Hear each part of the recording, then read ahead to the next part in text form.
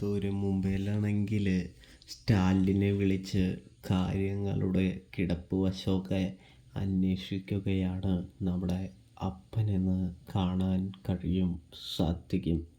കൂടാതെ തന്നെ നീ ആവശ്യമില്ലാതെ തീരുമാനങ്ങളൊന്നും എടുക്കേണ്ട, ഞാൻ വരട്ടെ, അതിനുശേഷം തീരുമാനമെടുക്കാമെന്ന് പറയുന്നത് കാണാൻ കഴിയുന്നുണ്ട്. അങ്ങനെ നമ്മുടെ അപ്പനാണെങ്കിൽ യാത്ര തിരിക്കുകയാണ് സ്റ്റാലിൻ്റെ അടുത്തേക്ക്. ഇതിന് ശേഷം നമുക്ക് കാണാൻ കഴിയുക, അലീനയാണെങ്കിൽ ഒരുപാട് പദ്ധതികൾ നടപ്പാക്കാനായിട്ട് തീരുമാനിച്ചിട്ടുണ്ട്. അതിന് അനുവാദം മേടിക്കാനായിട്ട് നമ്മുടെ സ്റ്റാലിൻ്റെ അടുത്തേക്ക് വരികയാണ്.